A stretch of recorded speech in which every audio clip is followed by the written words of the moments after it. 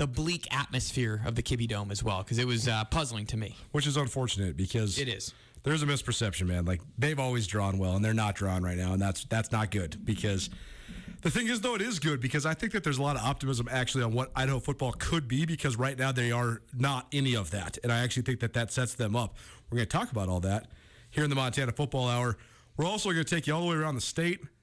It is postseason time, every sport, so we give you some scores, particularly when it comes to high school football, but also congratulations, first of all, to Tanner Klumpf. He swung by the show last week, just a couple days before the Class AA state cross-country meet. And the Missoula Sentinel Senior, the individual champion in boys cross-country at the AA level. And the Missoula Hellgate boys, the team champions. So a little bit of a changing of the guard. Bozeman won that sucker every year for my whole life, pretty much. It was like 13 years in a row Bozeman boys won it. Sentinel wins it last year, Hellgate wins it this year. So affirmation that the Garden City, Missoula, is certainly one of the top running cities in the state of Montana. Also, congratulations to Kenzie May, Missoula Hellgate girls individual state champion, the daughter of UM track and field coach Clint May. So runs in the family, and they're having a lot of success. We're going to talk all things about both the Montana and Montana State victories, and also then second hour, of course, Marty Morningwig coming by as well. I didn't even introduce myself. I'm Coulter Nuanez. He's Riley Corcoran, voice of the Grizz, joining you here on ESPN Radio as well as SWX Montana TV. Want to be a part of the conversation? Call us or text us, 406-888-1029. That's 888-1029. All guests join us via the Rangich Brothers RV phone line. And, of course, we are broadcasting to you live from the Northwest Motorsport Studio. So, did I got this right? Did you go double dipping on the Palouse? I did go double dipping. I mean, it was so fun. It's rare that it actually happens out there where Washington State and Idaho, for those that don't know, the campus like 5 minutes apart. It is 5 minutes apart, 7 miles, however the crow flies, so to speak. But BYU was playing Washington State. Any chance I can go see my alma mater? I snuck over there, got in some pregame festivities, just kind of catching the vibe a little bit, and then it was weird, right? Because we never get to be fans anymore, at least from the line of work that we jump into here. But was able to watch the first quarter and a half of BYU Washington State, and then drove over to Moscow in the Kibbe Dome to obviously broadcast the Vandals and the Grizz. So that was fun. I mean, one of those unique things. How many times can you go to 2 D1 football games in a span of 6 hours? Yeah, no kidding. Well, I did it the other weekend only because I drove to and from Ogden and then you did it on 2 separate days. I don't know how you did that, man. It was 2 separate days for sure. But what happened with the Cougs? They played hard for their interim coach, but they lost to BYU by 2, 21-19, and BYU's ranked. So it's not a bad effort because BYU is very good. Washington State 4-4. I mean, hey, not bad, especially with all the turmoil that went on in Pullman with Nick Rolovich being relieved of his duties and all that. So it was an interesting time to be there, but obviously a good football game. Dive into the Montana Football Hour, which is presented in part by Stockman Bank of Montana. Stockman Bank invites you to experience the Stockman difference as a family-owned community bank with locations throughout Montana. Stockman Bank committed to enriching the lives of Montanans and helping communities succeed. First and foremost, the regular season for the high school level wrapped up on Friday, so state playoffs is coming at you hot. It's going to be a fun one, I think. Particularly, actually, I think it's going to be potentially a runaway at the Class A and Class B levels. I think Hamilton at the Class A level and Florence at the Class B level, just that good, although there are some teams from the East that are pretty good. I was going to say, don't forget about my guys in the East. How does it look? Okay. Laurel and Billings Central are both very good.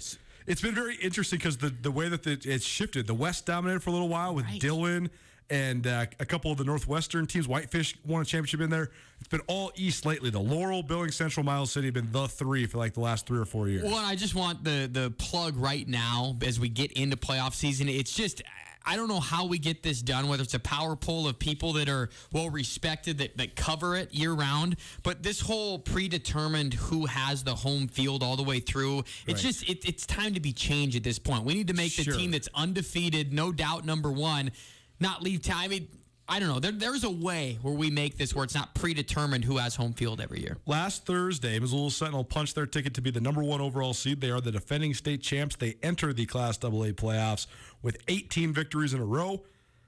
Missoula Big Sky also got in the playoffs with a victory over Kalispell Flathead, so congratulations to Matt Johnson, the Big Sky Eagles.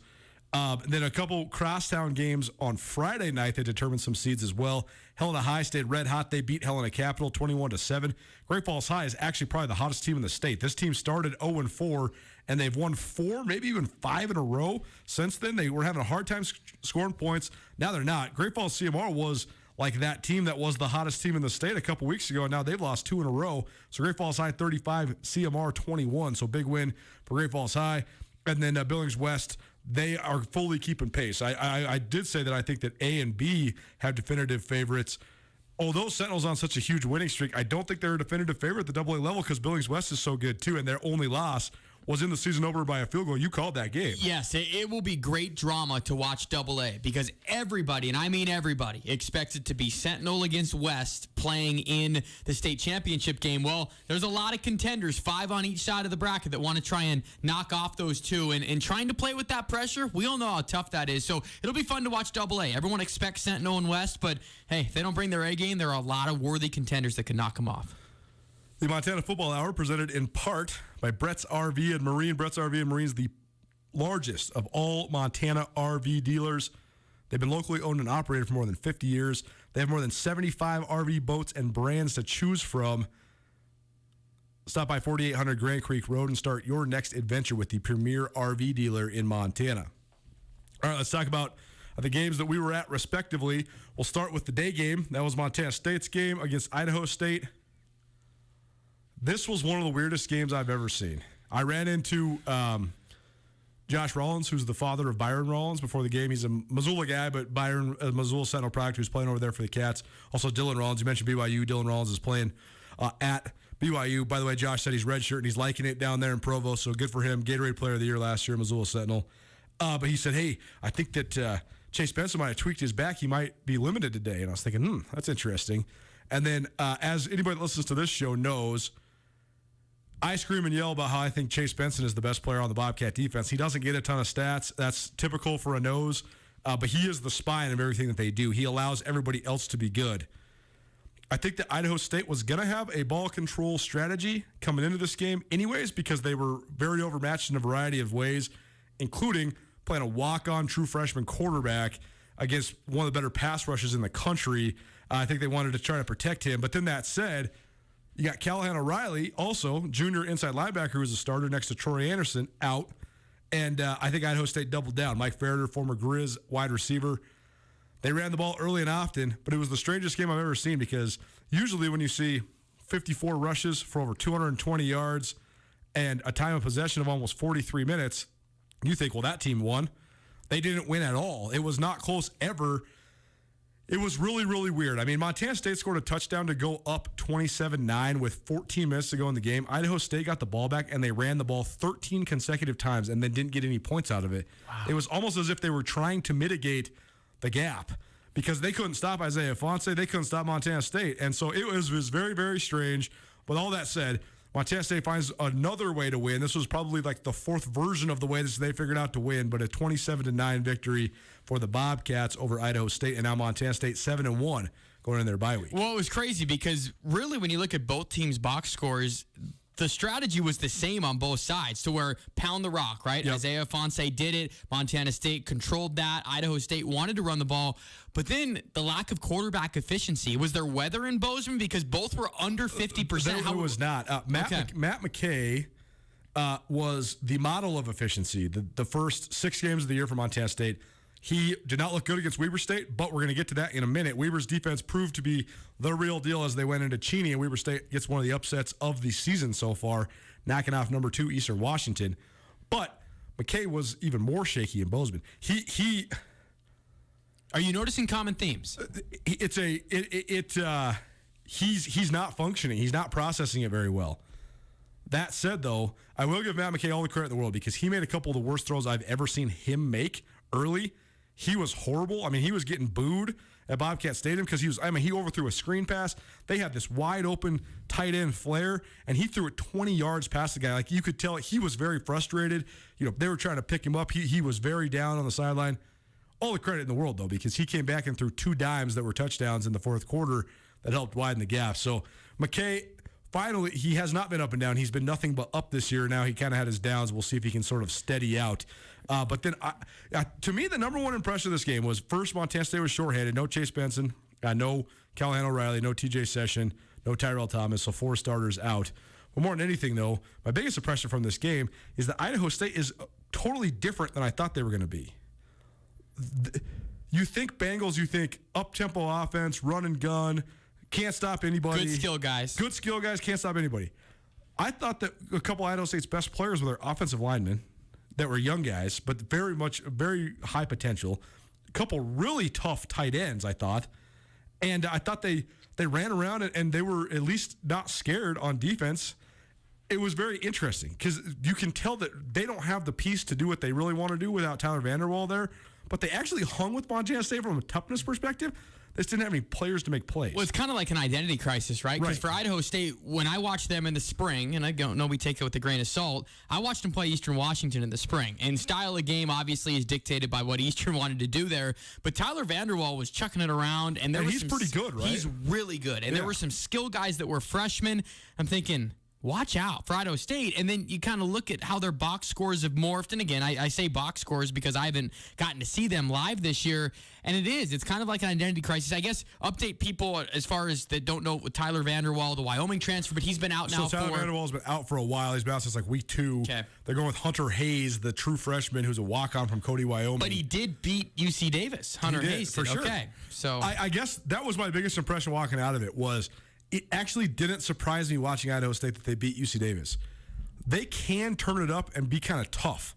That's what I didn't expect. I thought, this is just a team that they can only win if they win in a track meet. That's not actually it.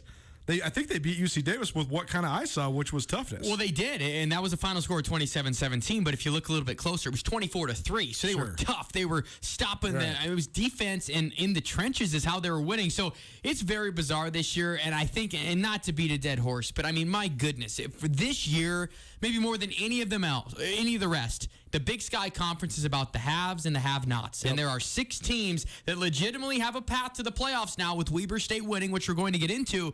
Yep. But Coulter, there's no middle ground. None. It's the top 6, and then the bottom 5 to 6 really aren't that good. And you might have Northern Arizona in the middle, but then you look what they did against Sac State. They got shellacked 44-0. Right. So really, I truly feel this league this year, 6 good teams and 7 not so good teams. And I just wish that all those top 6 could play each other because that's how you get the reputation of trying to compete with the Valley. This isn't good for the league every week where it's, okay, Montana smacks Idaho. Montana State smacks Idaho State. Sac State smokes Northern Arizona. Sure. It's a travesty that these top 6 all don't play each other. It absolutely is. And then you put so much more pressure on games. Like Eastern now was rolling. They were in control of their own destiny. They're number 2 in the country. And now they got Montana State coming to their barn in 2 weeks. Both teams are going to be coming off byes. But now, and not that it's a bad thing, I love pressure-packed games in November. That's what I'm here for. But it does put so much more pressure because now, all of a sudden, Eastern could lose a second game, and they're still 7-2. They're still the same team, and they might be considered in a free fall on the national landscape. And that, you're right, is not good for the league, I don't think. Yeah, I agree. It's all about who you don't play rather than who you do play. And you're right. It's just... It's tough all the way across the board. And in November, we'll really do the schedule breakdown. I know you did a great job on that, Skyline Sports, before the season started. But even more so, maybe with 2 weeks to go, it's all about who you play, who you don't play. Bradley Corcoran, voice of the Grizz, in studio with me, Coulter Nuanez, Northwest Motorsports Studio. This is the Montana Football Hour, presented in part by Stockman Bank. When you bank with Stockman, you receive personalized customer service, and your phone call is always answered by a live person. Stockman Bank is blending traditional Western values with modern conveniences and state-of-the-art technology, providing time-tested products and services from people who truly care about you and your financial success. We're going to circle back around to some more about the Bobcats, specifically the guy who I just continue to be floored by. Isaiah Fonse is just so good. We're going to get to that, though, here in just a little while. He is so tough. Watching him run, though, it's just like a ticking time bomb because he is just a bucking Bronco, man. Like, he is not going out of bounds. He does not try to avoid hits. He just goes after people, but he just gets hit so hard, too. Unbelievable to watch. But regardless, then a couple hours later, this was actually very fun for me to be able to cover a game and then watch the other game in fully, like with my full attention. And a fun one in Moscow on Saturday night at the Kibbie Dome. mostly because Idaho set the tone early in this game. They marched right down the field. Zach Boris looked like he was going to be a handful at the quarterback spot. They got some 280-pound running back that looks like freaking Ron Dane or something. I mean, my goodness. When they ran that heavy set on the first play of the goal line, and they have a 310-pound D tackle, Crawford, number 0, a 265-pound fullback, and then they hand it to another 265-pound guy thinking, what is this formation? But also pretty effective. So Idaho jumps out 7-0, and then also comes out with a fast defensive stop, and you're thinking, oh, buddy.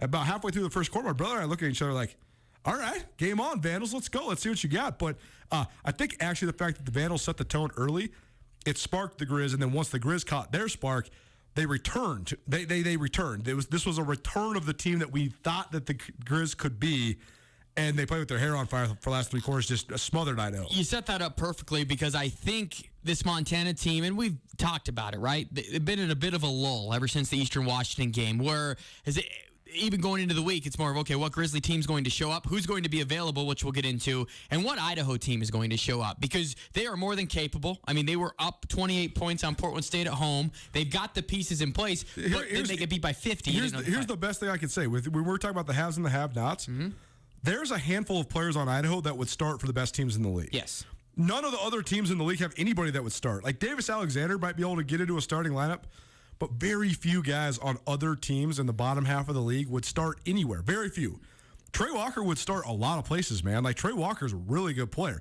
Number 7, I can't remember his name. Okono. Okono, the guy that comes off the edge. I mean, that dude's a really good player, too. I mean, that guy's like Amandre Williams at Montana State. They're very similar players, Buck and. So, anyways, Idaho has players. They absolutely have players, and I think that initial drive that they had, this is a crazy stat for the Grizzly defense. It's been so good. They've allowed an opening drive touchdown now 4 of the 7 games this year. And I am going to have fun with Coach Houck Wednesday at the coach show. Be like, what, you just want to spot team 7 points? Because they were woken up right afterwards. See, we asked Robbie Houck about this today, though, and he I think his word was, it's irritating. Irritating. Because they don't want to do that. But also, there was a little gamesmanship in his response, too. If you watch what Montana does, they don't run anything on the first drive of the game. They're trying to see what you have as your primary play calls in that game, and then they dial it. It's a chess match, right? Yeah. Because most offensive coordinators script, whatever it is, 8, 10, 15 plays. For sure. And then it's a game of adjustments. So Montana is taking the first chess move and saying, all right, we're going to play base. Do your thing on your scripted plays. Yep. You're going to try and adjust what we're going to do. We're not going to show you what we want to do until drive 2 or 3. And that's kind of where you're seeing it. That's me and you reading between the lines of something you're never going to see in the media. But that can maybe help explain a little bit. But I think the story of this game, I mean, going in, it was kind of comical. I mean, post-game or pre-game interview with Coach Houck at 8:15 in the morning. Go, okay, Coach, who you got? Well, we're starting Chris Brown. We're going to play Robbie Patterson. Okay, what do you got at running back? Well, top 4 guys are out. We're going with Junior Bergen, a true freshman that was a wide receiver, now at running back. He's going to make his first start. Coulter Janikera will back him up, a true freshman walk-on. You called it. I told you guys. Hate admitting it. You called it. And then Drew Turner's going to be there as well. So 3 freshman running backs. And he's going down the list, and it's like, we're ready. The plan was much better this week. But the story to me, Coulter, was the Grizzly defense. Everyone's going to talk about the offense. They really are. And give credit to Chris Brown. The plan was... Simplified is a word that maybe, I know people read into too much. I would say more it was catered to him. Totally. And you saw it with personnel that was out there. Who's his favorite target ever? Mitch Roberts. Mitch Roberts and Ryan Simpson.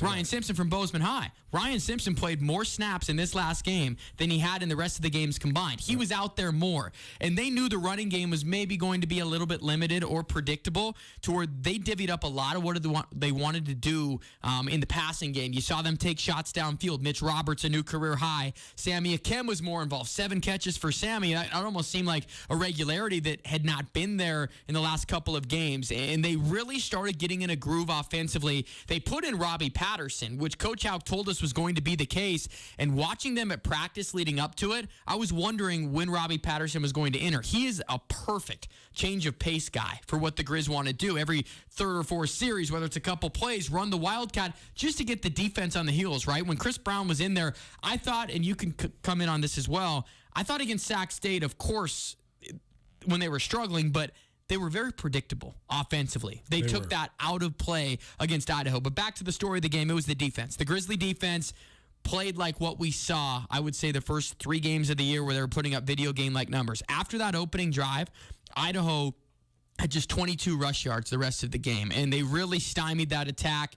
And I think the biggest takeaway is that the Grizzly defense has returned. They know they're ready to carry that responsibility on their shoulders. If this team's going to have any success, it's going to be because the defense plays at a championship level, and most importantly, they're healthy again defensively. Gavin Robertson started, and they seem like themselves. Patrick O'Connell played with his hair on fire. Jace Lewis missed that huge sack against Sacramento State. He came back with a career-high 13 tackles. So it all clicked, and I know people are going to focus on the offense, but to me, the story of the game is the Grizzly defense returning to form. Montana Football Hour presented by Brett's RV and Marine. Brett's RV and Marine, they currently are showcasing the best inventory in the state at volume discount prices.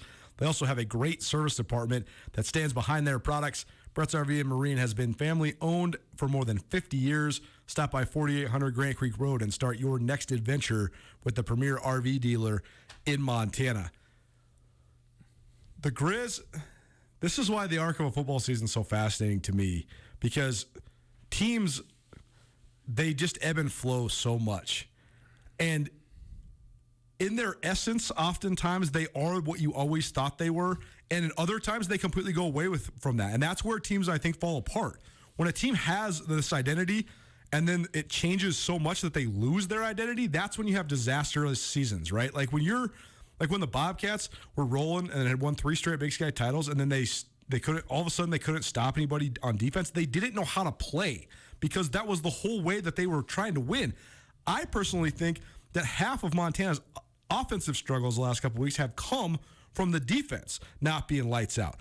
When you're Chris Brown, when Patrick O'Connell does the Jared Allen right in the middle of the Kibbe Dome, that gives you a hell of a lot more confidence than when it's on you and you're playing catch-up and Sac State's getting 30 first downs and you're trying to match wits with this mastermind witch doctor, Troy Taylor, on the sidelines. I mean, Sac State's just, first of all, so unorthodox, and we saw that again with Northern Arizona this week. But regardless, I think that the Grizz defensively are not going to delineate from what they do. All the writers and everybody at the press conferences, they're all caught up on the depth chart and all this stuff. Montana doesn't sub based on personnel. Everybody else is subbing based on personnel. You run a 5-wide set, 3 DBs come run on the field. Montana doesn't do that. They adjust where their guys line up, and everybody's expected to play everywhere. So then, at the end of the day, all that matters is can they play with the snap and the ferocity that they need to play with. That's it. They were missing it for a couple weeks. It's back now. That's the whole thing with this team is I think that they have it. They just have to figure out a way to channel it consistently. More importantly, they just need to figure out a way to channel it down the stretch. And they do. And they needed one game to get back on track. And I think we've highlighted maybe the flu bug that went through a little bit, banged up after the most physical game against Eastern Washington. While I talked with a couple Big Sky officials that were at that game, not referee officials, but people within the Big Sky that said that's one of the more physical games that they've ever seen in Big Sky Conference play, that one out at Eastern. And I think that there was a trickle-down effect for a couple of games, but you're right. They play with that ferocity and that just the aggressive mindset. And even they need to be able to overwhelm you. That's it. They just need to have the energy and the reserves in the tank to be able to overwhelm you. And to maybe look a little bit ahead to November 20th, right? The games that are in between now and then, this Grizzly defense has a lot of capability and opportunity to get on a big-time roll. This is the other thing that I was trying to emphasize the last couple weeks, and this is not just when it comes to the Grizz. This is when it comes to every single team that's in the playoff picture right now, specifically from the Big Sky but abroad. Because it's the FCS level, and every team is going to lose a game or two, there's teams that have had all-time stinkers that then went on to win the national championship or went on deep playoff runs. I thought let's take it back to the third weekend of October in 2019. Montana State goes to North Dakota and scores 10 points and loses 12 to 10. And I'm sitting there thinking and this drops them to 4-3, and what were they at that time? I guess they were 2-3 in league play. It was backs all the way against the wall. And I'm sitting here thinking, if Jeff Choate doesn't get his offense figured out, these guys are going to be gone. They have way too much talent to not make the playoffs with this team. And if they just stumble their way scoring 9 points a game down the stretch, and it's going to be so bad.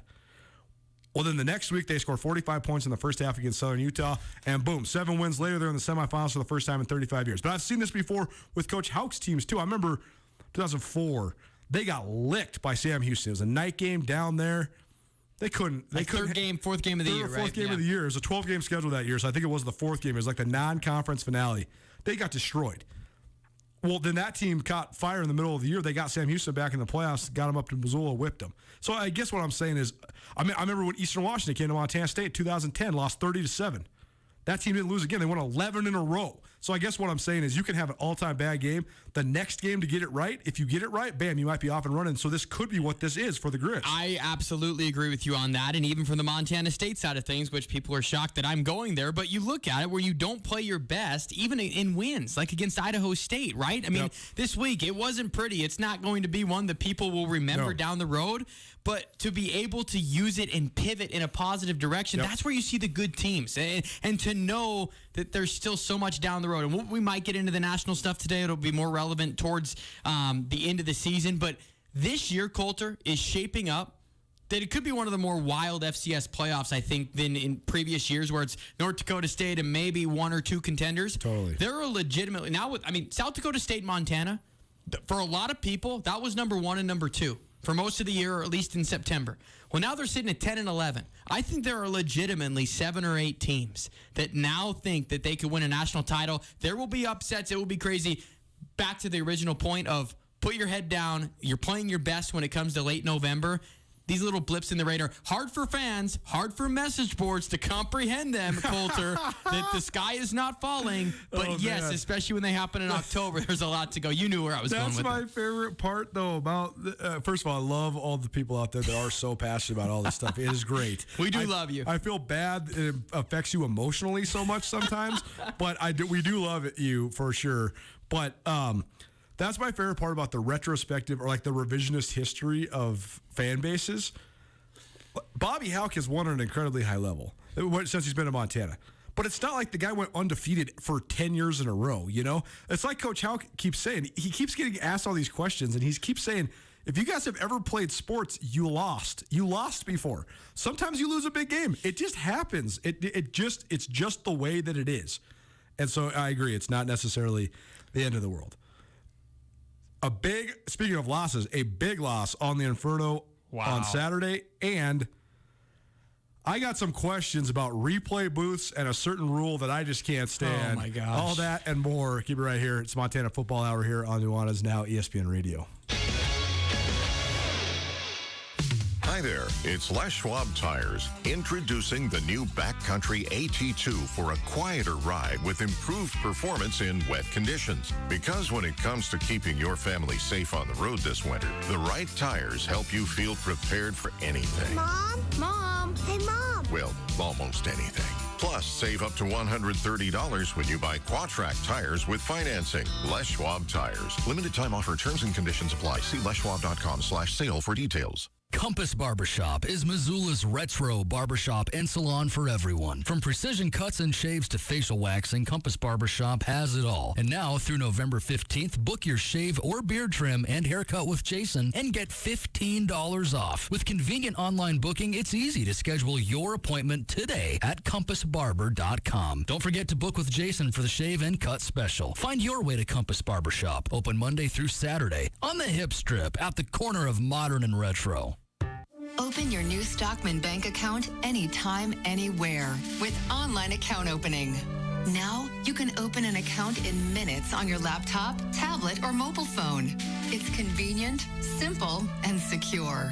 Open your new account today at stockmanbank.com. Then, add our online and mobile banking services so you can manage your money when, where, and how you want. Stockman Bank, Montana's brand of banking. Member FDIC. The world of real estate is always evolving. That's more true now than ever. If you are a longtime Missoulian that is looking to upgrade or downsize, it might be the best time yet to sell. If you're in the position to buy something new, today might be the best time to buy. And no matter what questions you have when it comes to residential or commercial real estate, Mike Nugent and the professionals at Berkshire Hathaway in Missoula have your answers. To find out what Mike can do for you, give him a call today, 531-1802. And remember, every question is good to ask. It's time again for a customer favorite, Florence Coffee's Pet Costume Contest. Now, through Friday, October 29th, dress up your pet and come to any Florence Coffee location after the morning rush. Your barista will take a picture and post it on our Facebook page. People vote with likes, and the prizes are big. For more information, go to any location or FlorenceCoffeeCo.com. Under the big sky, Florence Coffee Company. For when you need your light-duty truck to do full-size jobs, Boss built the HTX in both V-plow and straight blade options. The Boss HTX family is specifically engineered for today's half-ton and light-duty vehicles. But make no mistake, they have big-time power. So when you're working to restore order, the Boss HTX is here to back you up. Rocky Mountain Truck and Trailer Equipment, 5680 Expressway, Missoula. ESPN Missoula Sports Center.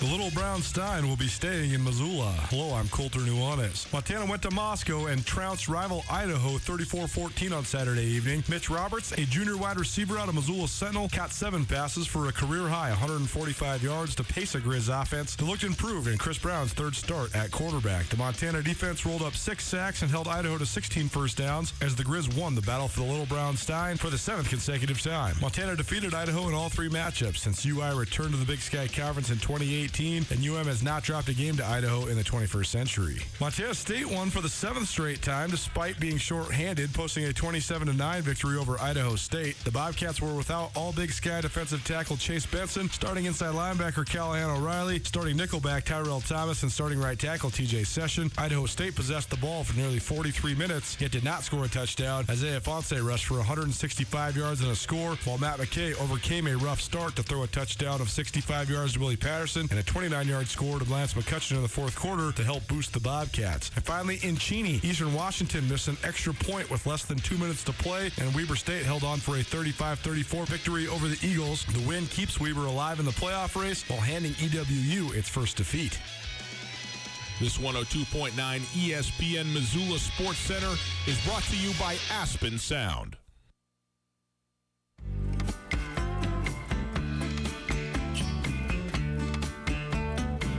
High and dry in the long hot day,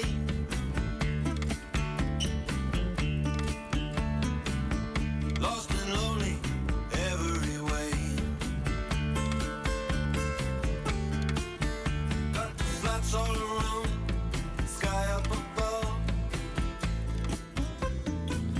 Oh, Water Love bringing you back. Dire Straits, my all-time favorites. Can't get much better than Mark Knopfler. Welcome back in. Nuanez now, 102.9 ESPN Radio, SWX Montana Television. We're broadcasting to you from the Northwest Motorsport Studio. Go check out Northwest Motorsport in Missoula. They're located at the corner of Stevens and Mount. You can also find them online at nwmsrocks.com. That's nwmsrocks.com. Just a few days left in October. It's Trucktober all month at Northwest Motorsport, offering as low as 1.99% APR financing.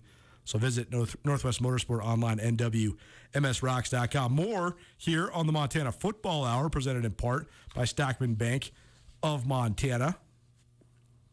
Talk a little bit about the results around the Big Sky Conference. This is the funniest part about the league, too. Like you were talking about the haves and the have-nots. There was interest in the games with the Montana schools last week because they were playing their regional rivals in Idaho and Idaho State. Border rivals, right? Border rivals, exactly. So then it was good for the league that Eastern was playing Weber, because if it wasn't for that, there was no game of any relevance in the league. I mean, Southern Utah, Northern Colorado, how many people I can't. That's mean. I can't say it. But, there's nobody interested in that. That is... No. That's the battle for 13th. You're not being mean there. Come on. No, I know. It's I couldn't even bring I always flip through all the games on the street. I couldn't even bring myself to watch that one. I'm sorry, but... Over under 82 people on the ESPN Plus stream throughout the course of the game. I mean, and here's the thing, man. This is why we do what we do. It's important to obtain and hold high standards in all elements of life, but particularly when it comes to Division I sports. And I have met a lot of great people through a lot of every university that we work with at the Big Sky Conference. No doubt. I've met good people through all of them. I've enjoyed interactions with some, if not all, coaches and some, if not all, athletes from certain schools. So this has nothing to do with the personal nature of any of this. I just think that if you're going to... the fact that there's teams there's schools in the Big Sky Conference that don't treat the league like it's a Division I league, or they don't put the effort and more than anything, the financial support into being a competitive Division I athletic department, particularly when it comes to football. It's just silly to me, man. It demeans the whole thing. You have to have a certain modicum of trying. I agree with that. And just to jump in, we said the haves and the have-nots with this theme. From what you just said, look at the teams that invest in football. That's right. Look at their results. That's right. And look at the teams that don't, and look where they're at. And I'm not expecting anybody in the league to be able to have the revenue generation that the Montana schools have, because that's just not realistic. There's a lot of different factors that go in. I mean, there's pride, tradition, the amazingness of people in Montana. I mean, that's why all millions of you that are listening right now are listening, because you love it. This is one of the greatest parts of our community. Brings us all together. It's sweet. I'm not expecting teams to be like that. All I'm saying is just try a little bit. Like, have a visitor's locker room at the football field. That's a great start. That would be a great start. You know, that's a great start. So have more than a high school standard of a broadcast that's going out to thousands of people, or just to elevate your conference. That elevates the word for the Big Sky, right? Experience elevated. Try and do that at the bottom half of your league a little bit. But the game in Cheney was a high-level game and a very fun one. And I'm not going to lie to you. I was not entirely surprised that Weber State was able to hang, because a couple reasons. First, Weber State is DBU. I mean, Jay Hill, in his essence, is a secondary coach who also has got some special teams prowess, but he was a standout defensive back at the University of Utah. He coached secondary at Utah for more than a decade. He has recruited some of the best DBs the Big Sky's ever seen. I mean, Teron Johnson just signed like a $44 million contract. That guy was a defensive player of the year one year at Weber State for Jay Hill. So they've always had a good scheme. Jay Hill knows how to diagnose Eastern's offense better than anybody. I mean, I remember in 2015 when Eastern Washington hung 55 on Montana State in a 55-50 win at the Inferno, which was one of the craziest games I ever seen. Was that the game when MSU went for it on the 4th and 2 on like the very first play? Exactly. First drive? Exactly. Yeah, I remember that. And that was crazy. It was crazy. But the point is, though, I watched that Eastern team put up 50-plus week after week, and then they scored 14 against Weber. That was the first time where I knew that this was right before like sort of the arrival of Weber State on the scene. But that was the game that kind of made me realize, okay, Jay Hill knows what he's doing. The other thing about Weber is if they outplay you as much as they can on special teams, the only other team in the league that can match that sort of advantage is Montana. Weber can seriously, you're down 14-0 to Weber if they whip your butt on special teams like they can. Just like Montana, too. I mean, Montana, Bobby Howe can get 7 to 13 to 16 points on special teams all day. And so the fact that Weber converted 3 fake punts and they harassed Eric Berry all day long, and Bronson Barron looked much better as a quarterback. They were aggressive offensively, and Weber State, a must-have to save their playoff hopes. They got it 35-34 in Cheney on Saturday. I think when you break this game down, there were a lot of aspects that weren't surprising, right? I think that Weber State controlling the clock was not surprising to me. Forcing Eastern into a couple turnovers was not that surprising to me. The DB aspect and limiting what Eric Berry and those receivers can do. There are so many good receivers for Eastern. Not one of them had more than 3 receptions in the game. That means they didn't let anybody go off, number one. Eric Berrier with only 19 completions. That was crazy to see. Dennis Merritt, who has been going off all year, he had just 30 rushing yards as the running back. What did surprise me, though, and I get it that Eastern's defense, I saw a different Eastern Washington defense as far as physicality and tenacity against Montana than maybe they've showed in any other game because they were so hyped up for it. But I was stunned that the Weber State offense that I watched last Friday night was able to put up 35. Regardless, that they put up nearly 500 yards of offense. That was the part that surprised me. This is a tip of the hat to Jay Hill. We know how good of a coach he was, and not to take any credit away from the players because they were the ones that did it, but their scheme was ideal, and they out-coached Eastern Washington, plain and simple, to go into the Inferno and end a 20-game home winning streak. Not many people, maybe outside of Big Sky circles, that understand what Jay Hill and Weber State can do would have thought that this result was even possible. But to go in there and beat Eastern, number one, we know Weber State, they have a soft schedule on the way out. They can win out, and now with this signature win, 7-4 puts them on the bubble. They could be in. I want to go on the other side. What's this do now for Eastern? Does it knock them back to, because, hey, I mean, we know now it's Eastern, Montana State, UC Davis, Montana, and Sacramento State. Those are your 5. Does that move Eastern now down to the pack where it's all the same, or is Eastern still a notch above the rest? I had Eastern 7-4 when I put pencil to paper when I did my Big Sky schedule. But they already won one of the games I had them losing, which was against Montana. But their next 2. But their next couple, I mean, I had Eastern kind of on this hot streak early, and maybe with one extra win under their belts. But I'm not trying to say the sky is falling in Cheney either. I just think that, first and foremost, I think that in the game against Montana, that is Eastern's the worst matchup in the league for the Grizz because the Grizz are so stubborn defensively. They are going to bring the heat, and basically that game could have been boiled all the way down to, can Eric Berrier make highlight reel throws while he's getting crushed by Montana's best defensive players? He did. Can he? And he did. There's a scenario in which he doesn't, and Montana wins that game by a touchdown. Regardless, I think that it's a bad matchup for Montana. That said, there's other matchups in the league that are bad for Eastern. Like, I'm so interested to see what they do against the Cats, because the Cats can bring pressure and they don't have to blitz. On the other side, though, the Cats have incredibly young corners. Those guys have been the surprise of the season. They've been very good. They have hardly been exploited at all. But it's one thing to not get exploited against Ty McPherson, and it's another thing to not get exploited against Talolo Limu-Jones and some of the guys at Eastern Washington. Who's the best passing offense the Cats have played this year so far? Man, that's a good question.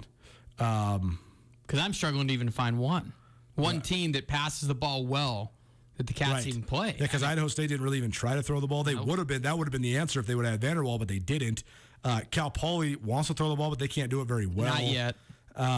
Weber doesn't throw the ball hardly. Wyoming doesn't want to. Right? That's a very interesting. Let's throw out the non-scholarship schools. I mean, it's interesting, just style of play. They played 8 games, and the Cats, deservedly so, are in the top 6. But they're going to. I guess the point is they are going to get challenged this next game like they've never been challenged before. It's going to be a stark difference, and we're really going to see those corners. And if they can put proof in the pudding, because Limu-Jones, Boston, the rest of those guys, they'll challenge him. It's just fascinating to me that, you know, Montana State's played 8 games, and they haven't played a team just with the style of Eastern Washington, I would say, so far. I talked to Freddie Banks, Montana State defensive coordinator, about that today, because he is in his first year in the league, and I asked him what he thought of the league. He'd been in the Mountain West previously, coached in Nevada for the last couple of years, and he said he's very impressed with the talent in the league, especially the skill talent, but more than anything, though, he said that the most challenging part about being a defensive coordinator is because there's so many teams, there's such an unbalanced schedule, just the order in which you play teams and just like the vast differences. There's hardly any carryover from week to week. And I think that is one of the most challenging parts of coaching the Big Sky Conference. It is the Montana Football Hour, presented in part by Stockman Bank. Stockman Bank has 36 locations throughout the state of Montana. They're in Montana and only in Montana, and they plan on keeping it that way. Let Stockman Bank show you Montana's brand of banking today. A couple other scores from around the Big Sky Conference. Northern Colorado beat Southern Utah 17-9. So UNC, don't look now, but they got 2 league wins. That's more than I thought they were going to get. So I know that I was very hard on Northern Colorado after their game in Bozeman.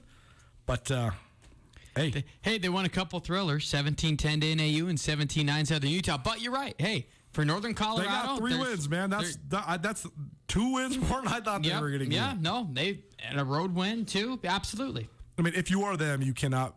I mean, if you lose to Southern Utah, you are the worst team in the league. So, and I mean, I don't know. The bottom 3, Cal Poly in there too. Cal Poly, Southern Utah, Northern Colorado. I mean, they're kind of in a different tier, I would say. But I mean, to go get a road win's huge. Defensively, they must be half legit. I mean, right? I mean, they've held a couple teams. They have some good. I mean, they have some good. Here's the thing. McCaffrey's upgraded their talent a lot. I was very surprised with how unprepared they were in Bozeman. I thought that was very strange. Regardless, the rest of the Big Sky Conference, UC Davis continues to struggle to find it offensively a little bit, but they still take care of business 24-13 against Cal Poly, and Sacramento State rolls up NAU 44-0. What are we thinking of UC Davis? Okay, well, let's just take a sample size. Is Hunter Rodriguez back? No. That's the lingering issue. Is their quarterback who was taking the league and the country by storm right out the gate is not available. They had their first 4 games. They deserved a top 10 ranking. Great wins. Tulsa beat Weber on the road. But their last 4, let's just take a snippet of this. They beat Idaho by 7, and they were losing most of the game. The same Idaho team we watched last weekend. That boy, they lose at Idaho State, who's 1-6 on the year. They were up 11-0 is all in Northern Colorado at half, and ended up winning 32-3. And then Cal Poly gave them a run. I mean, that was 17. That was a 4-point game in the fourth quarter. So they're winning. They're doing what they're supposed to. But their final 3 at NAU, Eastern, and SAC, I could see anything from 2-1 to 0-3. I think there's just a disconnect too, because I don't know if it's the way that they expected to win or the way they want to win, but they're winning with a way more tough-minded and defensive-oriented style. I think that's just hard for people to sort of comprehend, because Dan Hawkins is an offensive guy, and they came in with this offensive coordinator who is this hotshot in Tim Plow. Right. They have this hotshot quarterback in Jake Mayer, this hotshot receiver in Keelan Doss, and it was, they share the Big Sky title by just offense.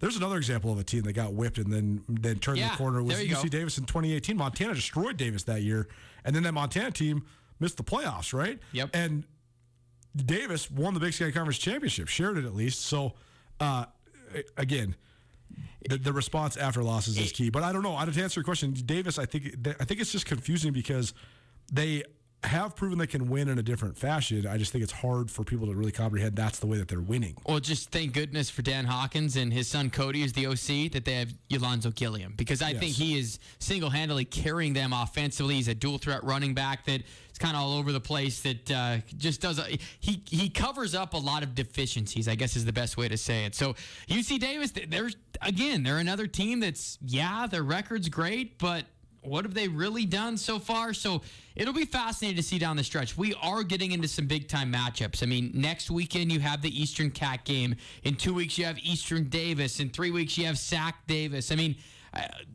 some things are going to be settled out here. But, again, it's still an incomplete grade for a couple of teams, believe it or not, through 2 months just because of who they've played and who they haven't. I think UC Davis certainly falls in that category. Montana Football Hour presented in part by Brett's RV and Marine. Brett's RV and Marine, the largest RV dealership in the state of Montana. Stop by at 4800 Grant Creek Road. Start your next adventure with the premier RV dealer in Montana. Bring it back around. I still have some stuff to get off my chest. Both praiseworthy and what the hell are we doing in Moscow? You got to have a replay machine. Keep it right here. Nuanez now, 102.9 ESPN Radio.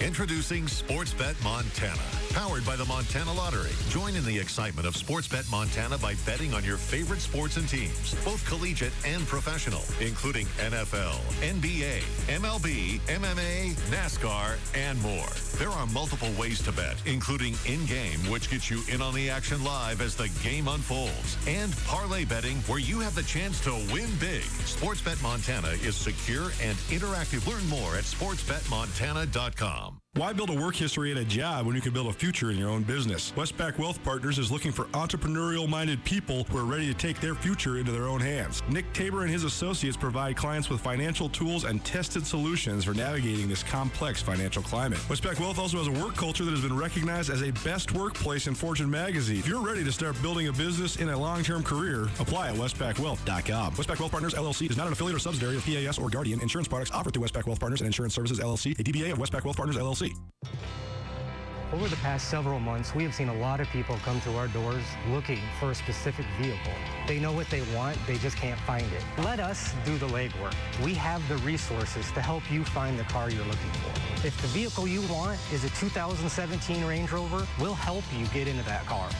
Our dedicated sales staff are here for you and will make your car buying experience transparent and as easy as possible. It's always your car, your way at Nissan and Hyundai of Missoula.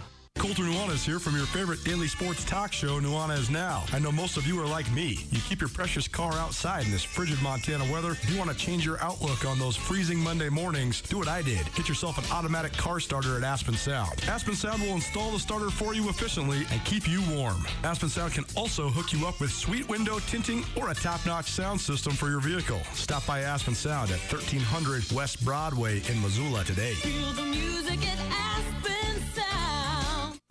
Fresh ingredients combined with home-style recipes are what we're serving on the Montana Club's Fall Comfort Food Menu. Warm up with the Osso Buco or hearty chicken fried chicken, or savor our hot in the skillet chicken pot pie. Of course, cool days call for yummy desserts. Cap things off with the club's creamy pumpkin skillet a la mode or skillet apple pie. Visit your Montana Club today. Full menu at montanaclub.com.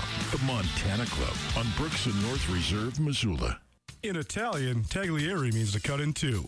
How fitting, because when you visit Tagliere Deli, Missoula's best sandwiches are so mountainous, you'll certainly need to cut them in half. From the Food Network to the best of Missoula, the public has spoken, and Tagliere Deli in Missoula has the best sandwiches in the entire Garden City. If you haven't tried Tagliere or you're craving a delicious sandwich, either stop into the deli located next to the roundabout at Higgins and Beckwith, or tune in to Nuanez Now every Tuesday for your chance to win. Tagliere Deli and ESPN Missoula providing you free sandwiches every Tuesday. This is Nuanez Now on 102.9 ESPN Radio Missoula.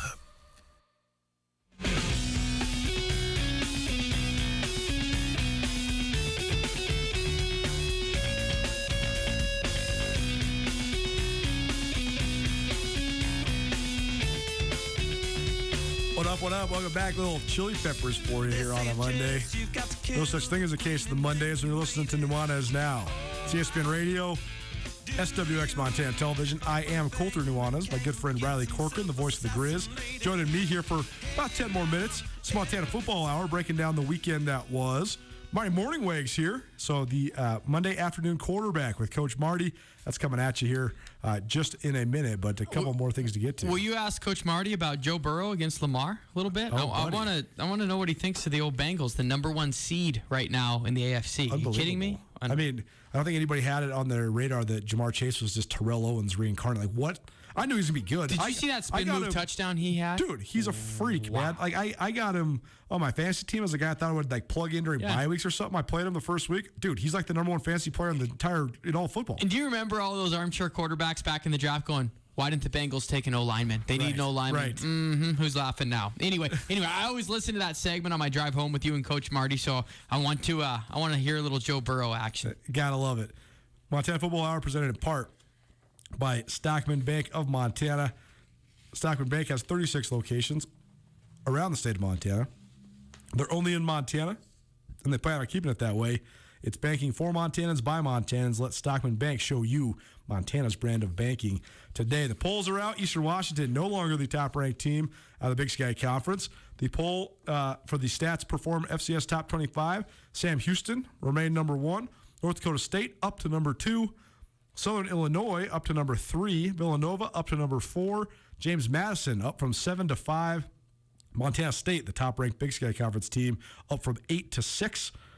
Eastern Washington falls from 2 to 7 after their loss to Weber State. Southeastern Louisiana, team Grizz fans are familiar with. They came to Missoula for the playoffs 2019. They're up to number 8. You were mentioning there's like 6 or 8 national title contenders. Is Southeastern Louisiana one? No. And I think... What if the quarterback just got red hot, though? I mean, he is red hot. He's been red hot all year. Hot. Cole Kelly. I have a hard time with this, and really to put myself in the middle of it as one of the voters, I can really see the conundrum that you have, because you've got these 2 and sometimes 3 lost teams. And normally it's the CAA, but this year it's just the Big Sky and the Missouri Valley. The CAA's got 2 teams in James Madison and Nova, and then after that it's different. But these 1-loss teams that don't really play hefty competition. Okay, Sure. I'll lift off a few. Southeast Louisiana is one of them. Yeah, South is not as good as it once was. Exactly. East Tennessee State. Yeah. I mean, Kennesaw State. Well, this is the thing I have the biggest problem with. I had a vote in this poll for a long time. They reorganized the whole thing. We're not going to go down that road. I was frustrated by it, but regardless. This has been my whole thing the whole time, though, is that I have a hard time believing that any teams from half the conferences in the country are as good as any teams in the Big Sky. And that's exactly where I'm at each week. Yeah, Southeastern Louisiana, they're 6-1 overall. They're number 8 in the national poll. But 2 years ago, I know teams change, but they got shellacked 73-28. I mean, if they had to play a Big Sky Conference schedule, what would their record be? And I try and do that when you kind of get into the top 15. It gets a little hairy down at 16-25. But, I mean, to me, those teams, Sam Houston is another one, and we will get into this conversation when we have more time on a different day. How do you only play 10 games? They just chose not to fill an 11th game. How does that not hurt you a little bit? I get it. Here's the thing. North Dakota State, they'll dump one game here, and Sam Houston is going to be the number 1 seed, but at 10-0. I mean, it just feels wrong to me. But I mean, the top 2, Southern Illinois, Nova, James Madison, the Cats, Eastern, Montana, and South Dakota State. I mean, that's right. That's what, 8 teams? I think those 8, all if they catch lightning in a bottle, if they get hot, if they have the right matchups, those are the teams that can do it. But what about Sac State? Not nationally. I think that they surprised the Grizzlies and everybody else. I think they can win a game in the playoffs, maybe. Yeah. But I mean, hey, if they beat UC Davis, Coulter, they are going to be the undefeated Big Sky Conference champions, and that might get them a seed. So sure. I don't know. Sac State, I'm still. What's that? They're on the outside looking in, maybe that national. I mean, if we're talking about winning a national championship, I truly think, though, 8 teams with Sac maybe being in that next tier. Montana football hour, a couple other things to get to. First and foremost, got to redouble down. Isaiah Fonse, 165 yards on just 15 carries for Montana State. He's quickly approaching 1,000 yards for the season, and he is well over 3,000 yards for his career.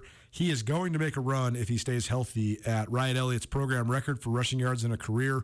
And I'm not going to lie to you, man. I think he's one of the best running backs I've ever seen in this league. Well, right now, he's number 3 in the FCS in rush yards. Yep. Okay, and I'm going to go really crazy on you. Who's got more? Well, Malik Grant from Sacred Heart. Oh, yeah, they run. They have a nothing but run heavy, obviously. They always have one of the leading records. And then this guy's pretty good. Quay Holmes from East Tennessee State. Yeah, he's good. He's good. But what about the kid from South Dakota State? Is he still healthy? Pierre Strong. Yep, 823 yards. Okay, so he's right there. He's really good. They actually are very reminiscent of each other. I think those two guys remind me of each other a lot. And Yolonzo Gilliam sitting at 6. So those are the top guys. I'm going to throw one out there, and it's going to be really surprising that it's coming from me for everyone in Bozeman and the east side of the state. If Montana State goes in there and beats Eastern Washington and Afonso goes nuts, is he getting a Walter Payton consideration? I think he does. I think he should be on the list, man. I think he should be at least added to the watch list to be sure. That's one of the positives. The other positive is there was a streaker at the Bobcat game on Saturday. I only saw your tweet. I only mentioned this to not give extra attention to this imbecile, but I have never seen this before. I was in stitches. I'm so glad I wasn't on a radio broadcast like you because I couldn't stop laughing. The dude's running across Bobcat Stadium with his shirt off, and Charles Brown, a freshman receiver for the Bobcats, just steps out on the field and just sweep kicks him. Just completely trips the guy square on his face. No way. Unbelievable. But then there's no security. Nobody gets the guy until after he leaves the field of play. I'm sitting here thinking, what's going on? Okay, same thing happened in Cheney. The streaker there, it was, and again, not to bring extra attention because people that do this are idiotic to try and do this. But anyway, a guy streaking across the field, no one's trying to chase him down. He is going to get away free. There's 2 of them. And they have a straight line to the fence. One guy hops the fence. The second guy can't hop the fence. And that's how he got. I mean, that was one of the most bizarre things ever. But hey, before I go, I know you want to get to this replay thing at Idaho. Okay, so the replay machine was apparently broken at Idaho. The machine. Whatever. The replay. There's automatic replay of the Big Sky Conference now. There's an official that's deemed the person that controls the replay. Like they call down, they can review it, all this stuff. Alex Gubner gets called for a targeting call, but then they realize they can't review it because the targeting or the replay machine doesn't work or whatever. And that actually could work in the Grizz' favor because then it wasn't actually ruled as a targeting because targeting has to be confirmed via replay.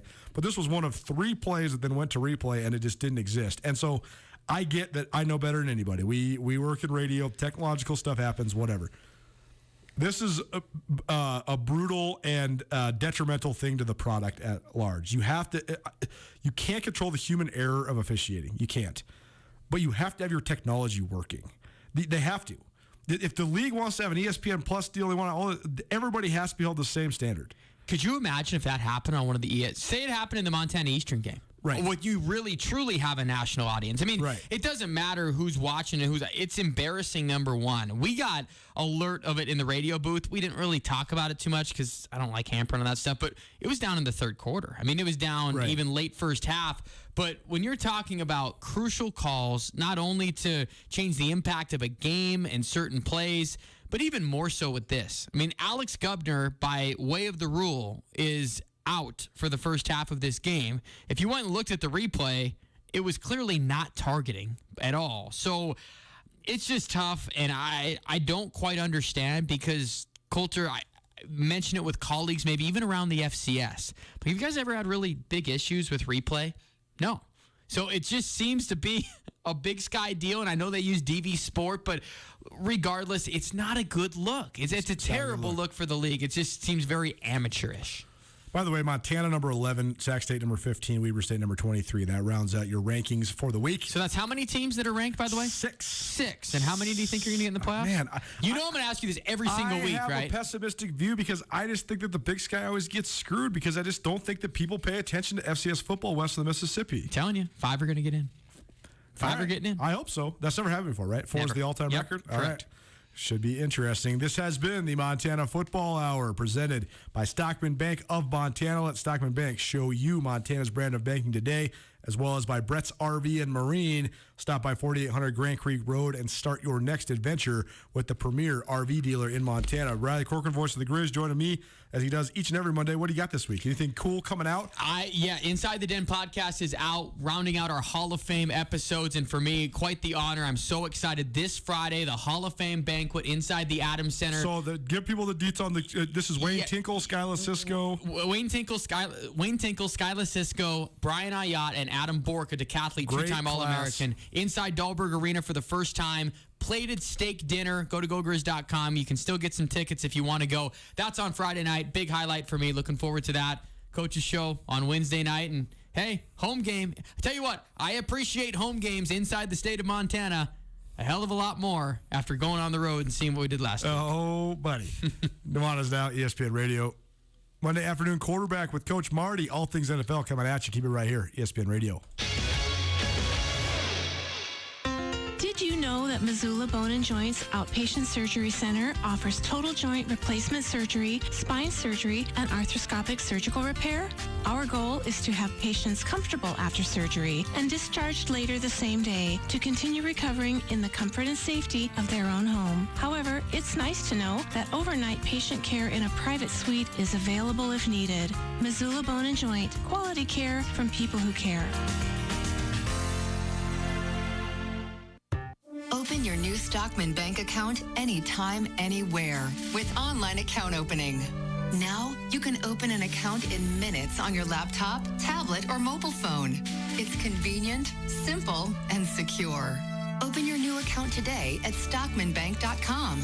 Then, add our online and mobile banking services so you can manage your money when, where, and how you want. Stockman Bank, Montana's brand of banking. Member FDIC.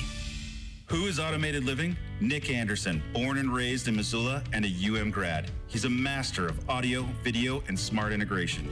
Joe Hazel is a Montana native and an expert in security systems and surveillance cameras. And I am Don Verity, building relationships and technology solutions in Western Montana for over 25 years. We have a showroom on North Reserve where you can meet the team and demo the latest audio, video, security, and smart equipment for your home or business. Automated Living, life made easy. Join us for some spooky symphonic music with your Missoula Symphony. Hi, I'm Jome Salonen, inviting you to join us for our next concert, Ghosts, Ghouls, and Symphony, on November 6th and 7th. Led by music director Julia Tai, the orchestra will perform The Nightmare Before Christmas, Symphonie Fantastique by Hector Berlioz, and Camille Saint-Saëns, Danse Macabre. Tickets on sale now. Call 721-3194 or visit MissoulaSymphony.org. Special thanks to the Good Food Store. This is Mike Nugent with Berkshire Hathaway Home Services. Berkshire Hathaway provides Western Montana with full-time real estate professionals for you whenever you need us. Our reputation as the state's most knowledgeable and available real estate group has helped build unmatched trust in the Garden City and statewide. If you have been thinking of making a real estate move in the short or long term, give me a call. No pressure, no expectations. Just professional opinions and service at whatever pace you are comfortable with. Give me, Mike Nugent, a call today, 531-1802. And remember, every question is good to ask. Bob Ward's is making the list and checking it twice. It's the Big Game Hunting Checklist Sale going on now at Bob Ward's. Your hunting and outdoor headquarters will help you mark off everything you need to gear up for big game hunting. Rifle? Check. Camo? Check. Ammo? Check. And the list goes on. Get into Bob Ward's now and gear up during the Big Game Hunting Checklist Sale, only at Bob Ward's. The gear you need, you'll find it at Bob Ward's. Sports and outdoors, Montana style. ESPN Radio for Western Montana, KKVU HD3 Stevensville, and 102.9 FM on K275BS Missoula. ESPN Missoula Sports Center. The Little Brown Stein will be staying in Missoula. Hello, I'm Coulter Nuanez. Montana went to Moscow and trounced rival Idaho 34-14 on Saturday evening. Mitch Roberts, a junior wide receiver out of Missoula Sentinel, caught 7 passes for a career-high 145 yards to pace a Grizz offense that looked improved in Chris Brown's third start at quarterback. The Montana defense rolled up 6 sacks and held Idaho to 16 first downs as the Grizz won the battle for the Little Brown Stein for the 7th consecutive time. Montana defeated Idaho in all 3 matchups since UI returned to the Big Sky Conference in 2018. And UM has not dropped a game to Idaho in the 21st century. Montana State won for the 7th straight time despite being short-handed, posting a 27-9 victory over Idaho State. The Bobcats were without all Big Sky defensive tackle Chase Benson, starting inside linebacker Callahan O'Reilly, starting nickelback Tyrell Thomas, and starting right tackle TJ Session. Idaho State possessed the ball for nearly 43 minutes, yet did not score a touchdown. Isaiah Fonse rushed for 165 yards and a score, while Matt McKay overcame a rough start to throw a touchdown of 65 yards to Willie Patterson and a 29-yard score to Lance McCutcheon in the fourth quarter to help boost the Bobcats. And finally, in Cheney, Eastern Washington missed an extra point with less than 2 minutes to play, and Weber State held on for a 35-34 victory over the Eagles. The win keeps Weber alive in the playoff race while handing EWU its first defeat. This ESPN Missoula Sports Center is brought to you by Selway Armory.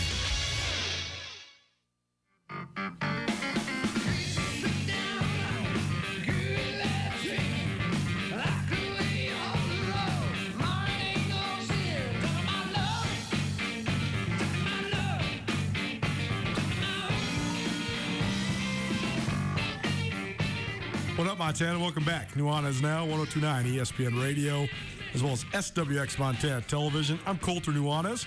We're coming to you live from the Northwest Motorsport Studio.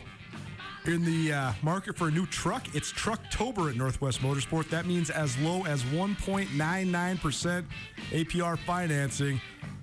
Only a couple days left in this month, so go to NWMSRocks.com. That's NWMSRocks.com. Check out the largest inventory of trucks anywhere in the Pacific Northwest. Missed anything in the first hour of the show was the Montana Football Hour.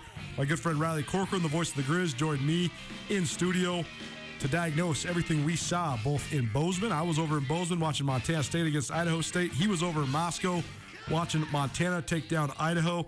And a couple big wins for both the Bobcats and the Grizzlies. So we gave you all the ins and outs of all of that. You can find all of that on the podcast.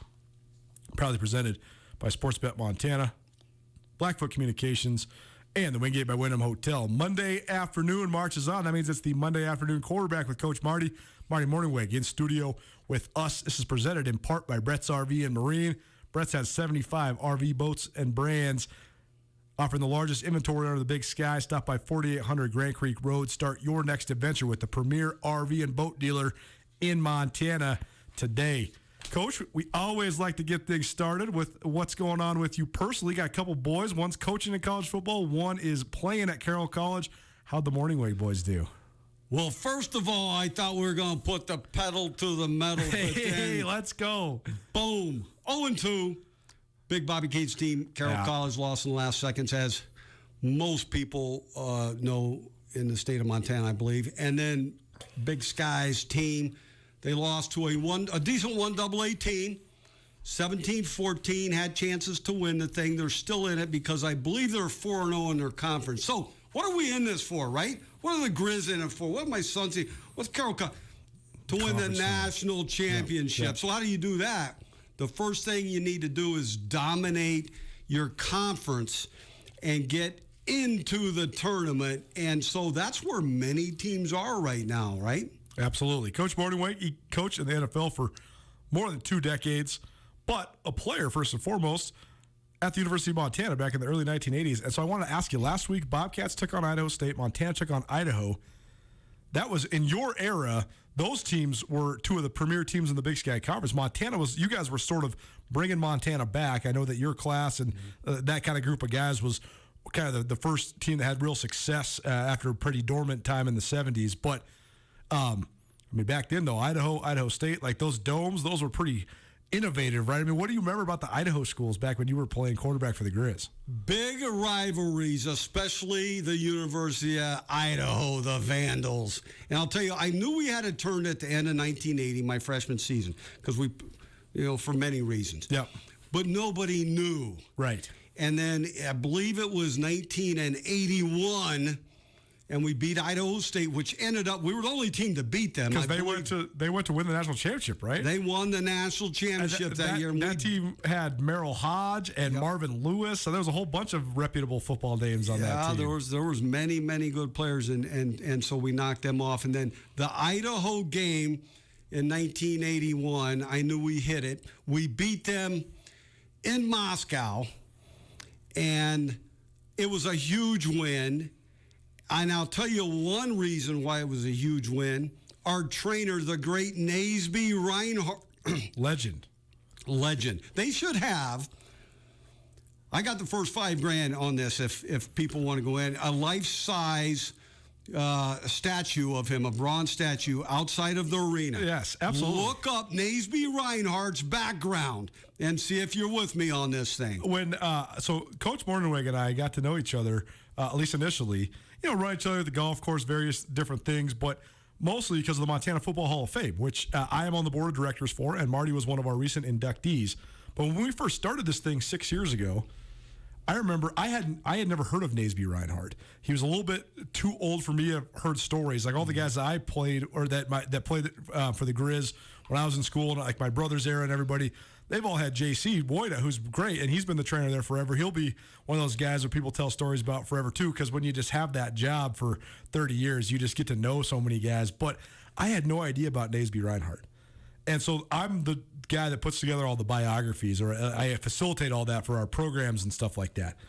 I remember researching this guy, and I was just like, wow, what a career. You're right. He should have a statue out front of Montana. I mean, he's one of the most impactful people in the history of Montana athletics, right? Absolutely. He was a 3-sport star. Right. And he was the trainer in the early 80s when I was playing, and I think he was going on 70. And his forearms, I was always jealous of. Right.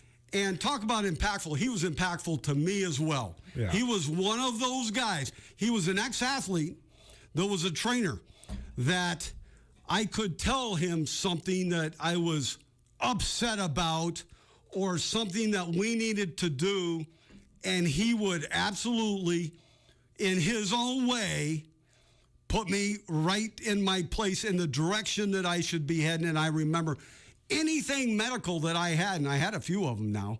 I got beat up just a little bit because of the style. Right. He was on it. And so I have great respect for him. Bronze statue out in front of the arena. There's no question about it. Doc Curry has everything named after him, which he has earned and deserved now.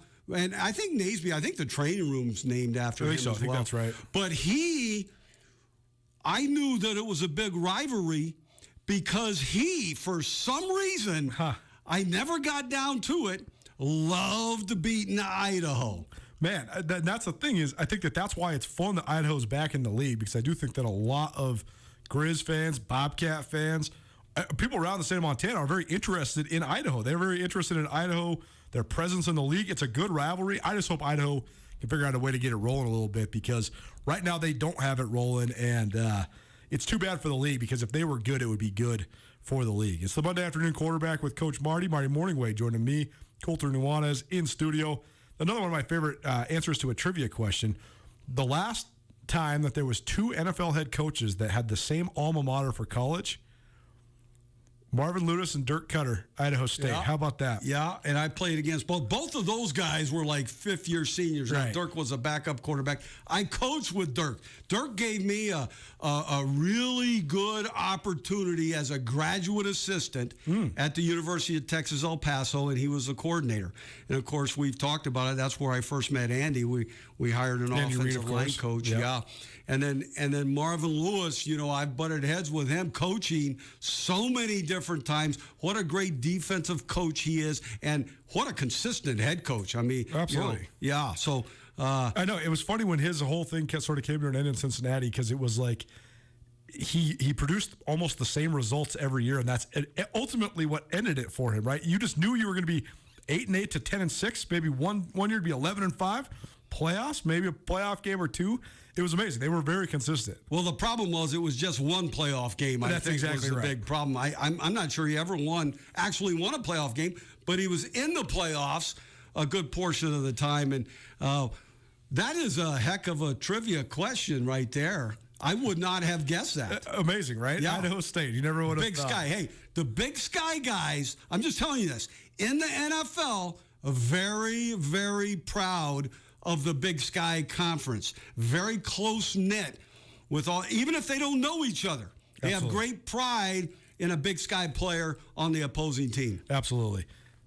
Coach, let's talk briefly about the Grizz. Did you get a chance to watch the Grizz on Saturday? Absolutely, so, I did. You and I talked. We actually talked out in the lobby after the show for a little while, just kind of diagnosing all of the things that was ailing Montana's offense. And we basically both came to the same consensus.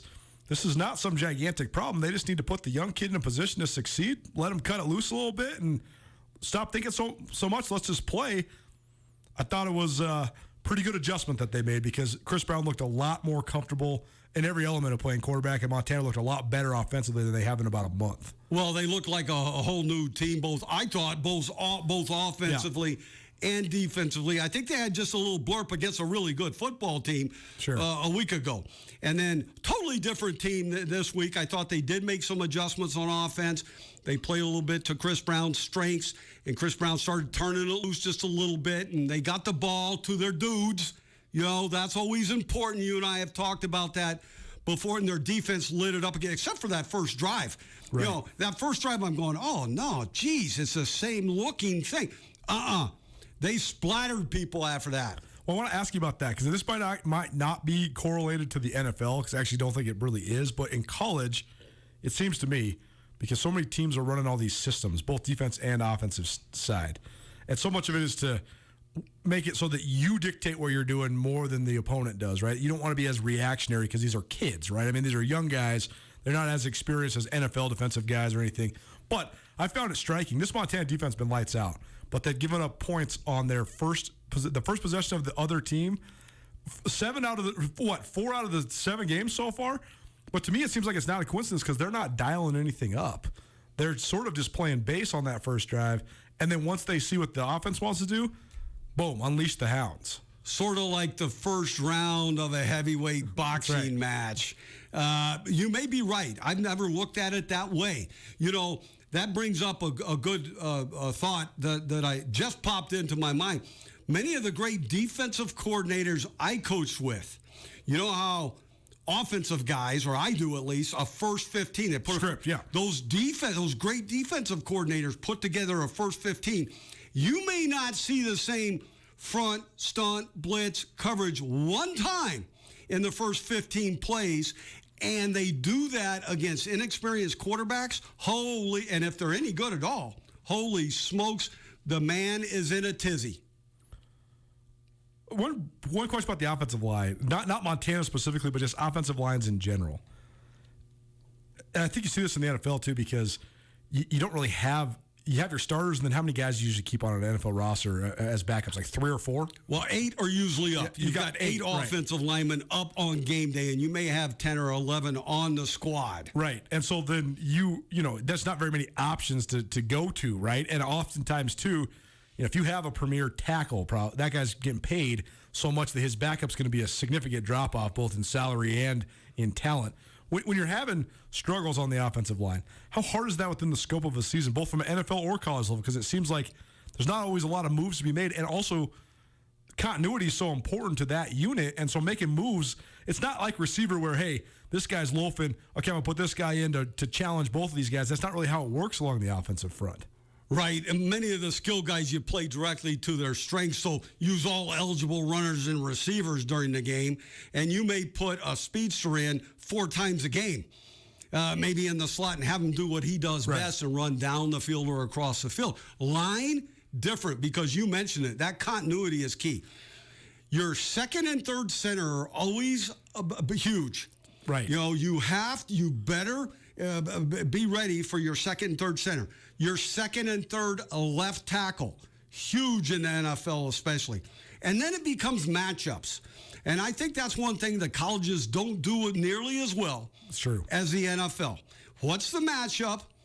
Where are our matchups really good? Where are we may struggle just a little bit. It may be at the left guard spot because one of the best pass rushers is right over the top of them. They're either going to be in a 1 or a 3 typically, right? So what do? You give the man help somehow, some way. There's a myriad of different ways you can help a man up front. And if you're down more than one, so if you're down 2 or 3 guys, turn the line occasionally. I mean, tackles down, guards down, centers down, back, and then you slide the backside.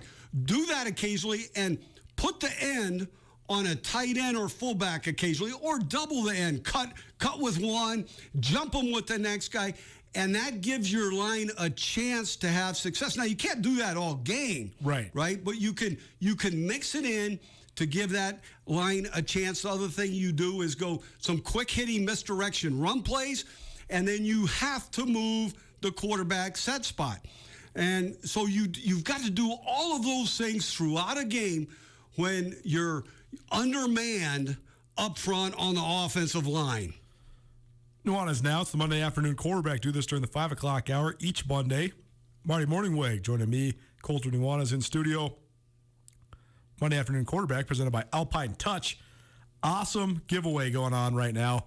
You have about 25 more days, so a little over 3 weeks to enter into this thing. What do you got to do? Well, you got to subscribe to our YouTube channel. You got to subscribe to our podcast. Nuanez now, Nuanez. That's easy. It's just pressing buttons on your smartphone. Then you got to go Instagram and Facebook. Follow ESPN Missoula. Follow Alpine Touch. Follow Haymaker Beef. That gets you entered then to win a smoker from Traeger Grill, a Traeger smoker, a big old bucket of Alpine Touch, big old gift basket with at least a year's supply of Alpine Touch, and a beef box from Haymaker Beef. Or maybe you'll win a grill, a cooler, and an otter box from Twisted Tea. Follow us, subscribe, then text us. 888-1029. That's 888-1029. Bringing it into the modern era here. I know this is sort of an interesting entry point for quite a few of our listeners. And, let's say you're fully opposed to Instagram, or you're like Coach Marty. You don't really know what this Instagram is. Hey, just let us know that you're listening. If you send me a funny text and say, hey, I don't know what an Instagram is, but I'm subscribed to the podcast or whatever, we just want your engagement. And I'm not trying to give anybody off the hook. It's easy for most of you. Most of you got your smartphone in your hand right now. I'm sure you do. But just do it. And if you can't, still just text us. And we're going to pick a winner right before the Bobcat Grizzly game here in Missoula on November 20th. And if you want Alpine Touch right now, call us, 888-1029. That's 406-888-1029. Caller number 3, we got a Grand Slam package from Alpine Touch. All you have to do is give your information to Andrew in the back, and we'll get it sent right to you. Here's what we're going to do. We got a ton of NFL stuff to talk about, also some prep football stuff as well to talk about, because Coach Marty, he coaches, he holds a quarterback camp each summer here in Missoula. Pretty much all the guys that he coached this last summer, they're in the state playoffs. So direct correlation. There were some good ones at that camp, and they got some good mentorship from this guy. So we will go all around the NFL and a couple thoughts on high school football as well. Keep it right here. Nuanez now.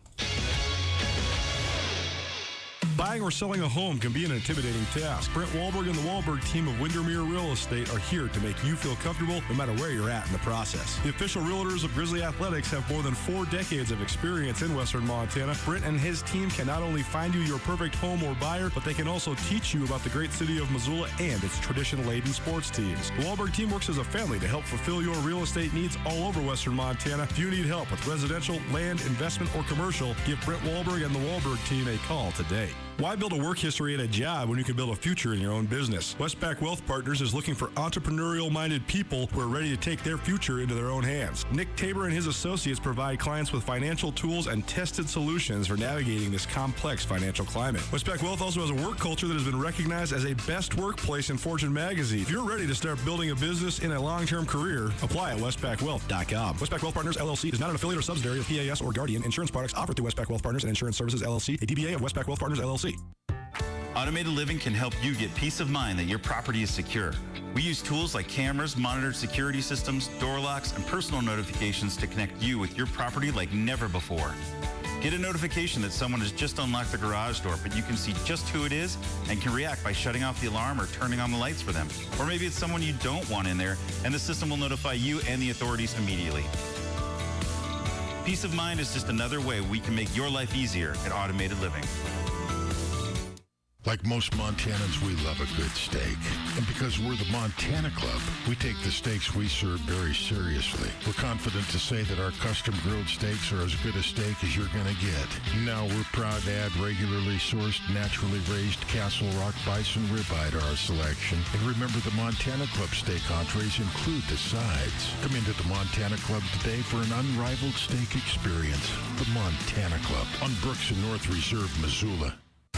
Bob Ward's is making the list and checking it twice. It's the Big Game Hunting Checklist Sale going on now at Bob Ward's. Your hunting and outdoor headquarters will help you mark off everything you need to gear up for big game hunting. Rifle? Check. Camo? Check. Ammo? Check. And the list goes on. Get into Bob Ward's now and gear up during the Big Game Hunting Checklist Sale, only at Bob Ward's. The gear you need, you'll find it at Bob Ward's. Sports and outdoors, Montana style.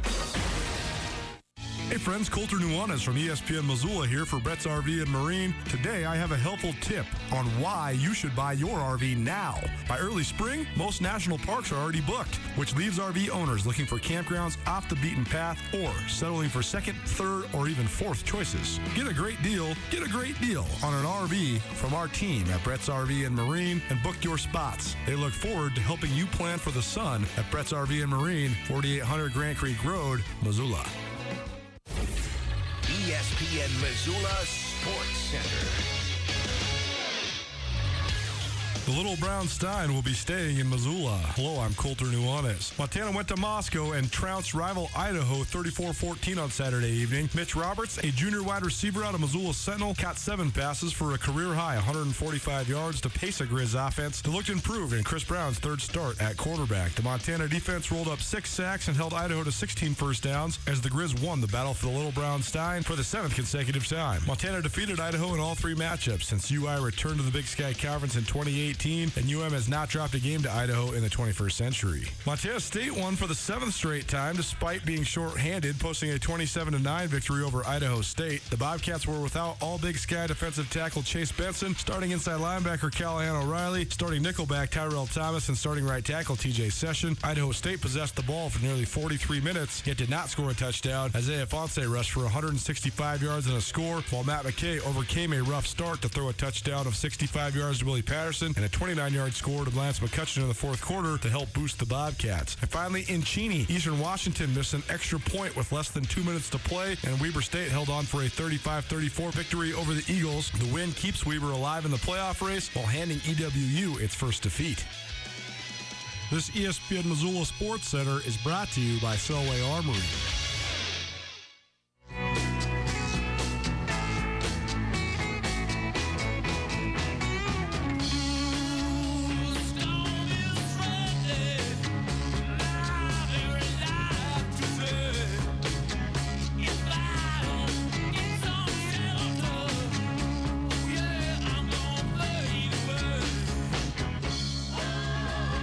Welcome back. Rolling Stones here for you on a Monday. Marty Morningway joining me, Colter Nuanez, in studio. It's the Monday afternoon quarterback with Coach Marty, presented by Brett's RV and Marine. We are broadcasting to you on ESPN Radio as well as SWX Montana Television. Brett's RV and Marine, need a place to store your RV for the winter? You need some help getting it winterized? Any of those things, Brett's can help you with. Just head on over to 4800 Grant Creek Road here in Missoula. And Brett's will get you all taken care of with winter right on the horizon. You Rolling Stones guy, Coach? Absolutely, but I was wondering if we were going to rock and roll with Willie Nelson. Ooh, we're going to get some Whiskey River or something like that. Okay. You know? Let's rock and roll with Willie one time. So this is funny, actually. Coach Marty and I were on the golf course this summer, and he's DJing like he does, got his music on. He's like, "You like my music?" And I'm like, "Of course, I love all sorts of music. I got old school music taste." But we're about 14 holes in, and I was sitting there thinking, I'm like, this guy's from California, went to high school in California. And I'm like, Coach, why do you love Merle Haggard and Willie Nelson and the Eagles and all these? It doesn't seem like cowboy music. And you talk with a little twang in your voice, like, "Oh, no, I grew up in Texas and Oklahoma before we moved to California." So that made a lot more sense to me. Right. I grew up with it. My mom and dad were from the sticks in Oklahoma, and we were all born in Oklahoma, and then Houston, Texas until I was about 10, and then outside of Boston for a couple years. Oh, interesting. Yeah. Bobby Orr, Phil Esposito, you know, that Boston thing. Oh, buddy. Because I was like 10, 11, and 12. Sure. When we were right outside of Boston in a small place called Holliston, Massachusetts. Okay. And what a great experience. What a great sports area New England is. Oh, man. And so I still favor the Red Sox and the Patriots to some extent, but certainly the basketball, baseball, the hockey, the Bruins, Bobby Orr, Phillips, all those guys were playing when I was 10, 11, 12 outside of Boston. Funny to think that then the Red Sox were only okay. They're still in the midst of their curse. It was always, Red Sox, poor us, whatever. And the Patriots were nothing really to sneeze at. But that was also the the Bruins were like the number one show in town, right? I mean, Bruins were as good as it gets. And then, of course, the Celtics were just absolutely dominant at that moment in time, too. John Havlicek, all those guys. And my dad took me to one of those games each year, one game. Right. So anyway, I favor the New England sports teams to some extent. I got a great story about Jim Plunkett, and the New England Patriots, and he got beat up, and I was there then. And we moved to San Jose, California, right when he goes to the 49ers, and he got beat up there. And then all of a sudden, he wins. So he's a Super Bowl MVP with the Raiders when he got a little older. So it was that. I thought that was unique because Plunkett came from Stanford to New England, back to the Bay Area right when we moved there. I guess you had to be there, Coulter, for that one. Well, Jim Plunkett is, I don't know why. For whatever reason, Plunkett doesn't get mentioned in the. I don't know why. It seems like he's sometimes mentioned a little bit, but I just don't think he gets the credit he deserves. Right? He won 2 Super Bowls, didn't he? 2 Super Bowls, Super Bowl MVP. He was one of the few, and the only reason I know this is because he went to a school in my school district. Sure. You see, when I was going to high school, he came out of there, but he won the Heisman Trophy, first pick in the NFL draft, Rookie of the Year, although he got beat up, there in New England all those years. And then Super Bowl winner and Super Bowl MVP. I mean, that's a lot of good stuff there. But here's the problem. In between his rookie year and many years later when he won the Super Bowl, plural, there was not much. There was shoulder surgeries. He was on bad teams with the 49ers and so on. Yeah, and, during that era as well, even though the Raiders did get some headlines, they weren't the Miami Dolphins. They weren't the Pittsburgh Steelers. They weren't the Dallas Cowboys. And those were sort of the teams that were getting all the headlines back then, too. Right. Tom Flores finally went into the Hall of Fame, I believe, recently. And he was the coach of those teams. And, Plunkett could throw the football deep. And, back then, the Raiders, they drafted speed. And Al Davis wanted to throw the ball down the field. Speaking of the Raiders, that's the entry point to the broad question I want to ask you. The Raiders a couple weeks ago part ways with John Gruden. I don't necessarily want to go down that hornet's nest. I mean, my goodness, what a disaster that whole thing was. But frankly, in the NFL, coaching changes, coaching dismissals, it's a part of the sport. I mean, it just is. It's what happens. I mean, you can win a freaking Super Bowl and 2 years later be out of a job. Let's ask Doug Peterson, right? I mean, it's unbelievable what happens with the coaching carousel. But when coaching staffs get disrupted or a head coach gets let go in the middle of a year, what's that? Have you ever been on a staff where that's happened? An assistant, well, twice. Yeah, you were an assistant for a couple assistants, and when an assistant went. Now, and I saw where Texas Tech just fired their coach. But you haven't been on one with the head coach. With the head coach, no. See, I think that would just be so hard, right? Well, I think it's both. I think the Raiders are a very good football team. They are. Right? And so when a defensive coordinator or offensive coordinator or head coach is let go during the season, it's usually because they're really a bad football team. Right. You know, so it usually doesn't go very well. Now, the Raiders, I think, are a good football team. The head coach was let go for other off-the-field problems, and they were some big problems, right? But typically when a defensive coordinator or offensive coordinator or even a head coach is let go during the season, that side of the ball, the defense or the offense or the whole team, will typically do one of two things. They'll either rise to the occasion and adversity spurs them and they play over their heads for a couple weeks and then back down to where they were. Yeah. Or they take it for a couple weeks because it's such a shock and they don't handle that adversity very well. And then they come back up to about where they were. So coaching changes during the season, typically, not always, not. There's some outliers where it's worked, by the way. Totally. But you know, Baltimore fired their offensive coordinator well before I got there, and then sort of the staff took over and they end up winning the Super Bowl.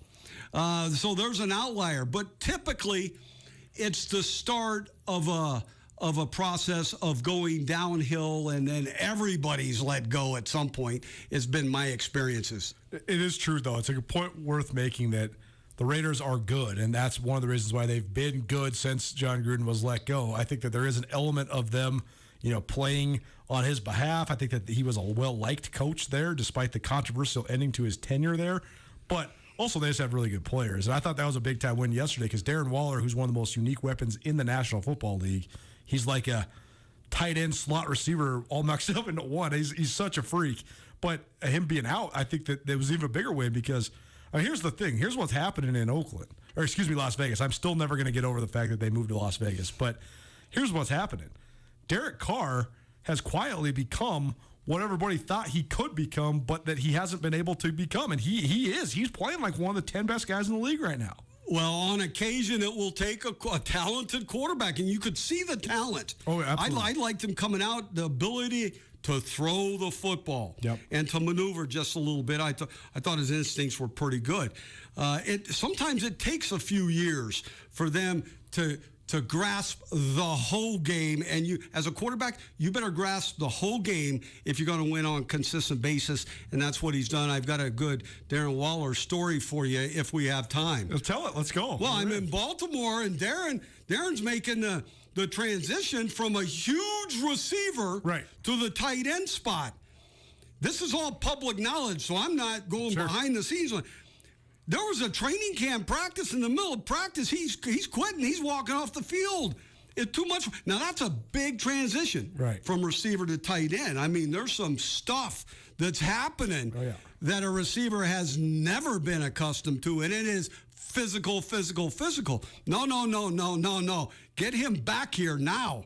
And then, as you know, some people know, he went through the drug and alcohol, all of those things. Yeah. So I was there when all of that was occurring. And Ozzie Newsome and Steve, the owner, and a lot of people helped that young man, you know, rehab facilities, all these things, right?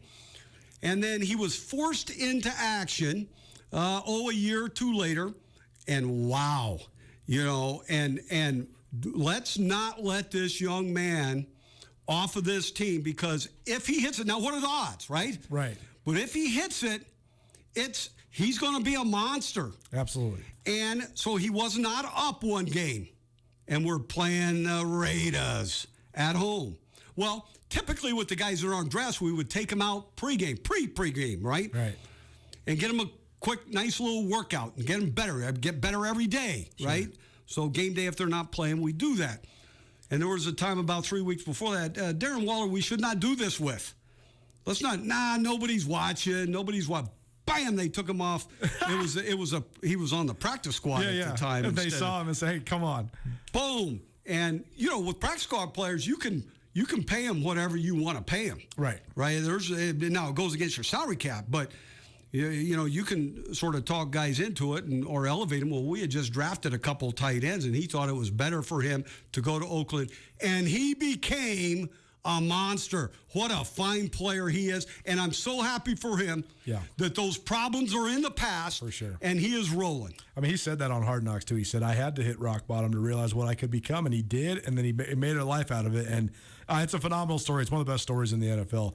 Marty Morningway joining me in studio. We take a step outside of the Monday afternoon quarterback quickly to give you a brief update on what happened in the high school world of sports. Last Thursday, Missoula Sentinel with another big win. They're 8th in a row to start this year. They're 18th straight. They are now the number 1 seed. They won at Butte 28-14. So they're the number 1 seed coming into the Class AA playoffs. They get a bye. The Missoula Big Sky Eagles, they got in with a win over Kalispell Flathead. So Matt Johnson's squad in the playoffs as well. But then there was some crosstowns on Friday night to kind of fill out the rest of the bracket. Helena High stayed red hot, 21-7 over Helena Capital. Great Falls High, they might be the hottest team in the state. They won 35-21 over Great Falls CMR. Billings West, 35-7 over Bozeman. Coach Morningway hosts a camp for some of the top high school quarterbacks from around the state of Montana each summer. And this last summer, Marty, you had Caden Hewitt from Helena High. You had Reed Harris from Great Falls High.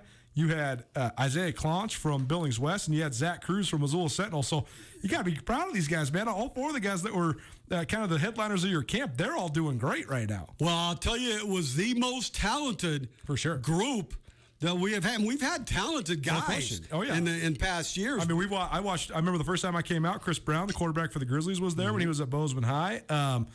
Carson Rostad was there a couple years ago. He's since made the switch to defense for the Montana Grizzlies, but he was a Gatorade Player of the Year. So you've had some talented guys there. Oh, extra time. I thought there was probably 8 fellas there that if I was a high school coach, I would have been, the white stuff coming out of your mouth, drooling a little bit.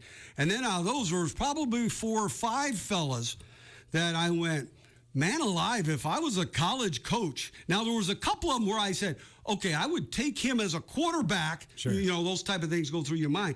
And then give him a year or 2 at the quarterback spot because this guy can play any other position for us. Right. There was a couple of those fellas. And then there was a couple quarterbacks who I thought would be fine college quarterbacks right off the bat. So, it was quite a talented group of people at the Camp Marty quarterback school. And you'll keep doing that, right? You're going to have another one coming up this next summer? Absolutely. We do it every year. The only year we missed was a COVID-19. That's right. We had to skip it that year. But listen, I enjoy it, I think, the kids as much or more as the kids because I get to coach the high school kids. And I will tell you for all those high school coaches out there, what a great influence you have on these young men that are going to be leaders in the near future of these communities. There rarely goes a day where a high school athlete doesn't think about his coaches.